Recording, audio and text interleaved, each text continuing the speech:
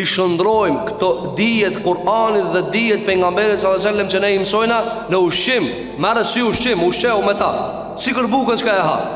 Për këtë arsye ka thënë Imam Ahmedi rahimahullahu teala, ka thënë njerëzit kanë nevojë për Kur'an dhe hadith më shumë se kanë nevojë për bukë dhe ujë. Ja ko çelsi. Derisa disa dietar kanë thënë kështu. Wallahi ka thënë kur lexoj një libër, lexoj një ajet, lexoj një hadith, më duket sikur ja shijoj ëmbëlsirën. Që unë ka fjalimet caktume, ligjeratat caktume, e ndjenë shpirti sikur kura ha buk, sikur sofër kura. Merë qka doje, merë pi këtu, merë pi aty.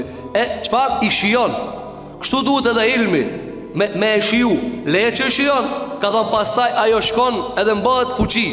Pro ilmin qka na e marrna, nuk duhet me thonë, për shemë zakonisht komentet që janë, elhamdulillah. Apo, zakonisht njerëzit e bëjnë teknike këtë ilm i cili kur bëhet teknik s'ka kuptim.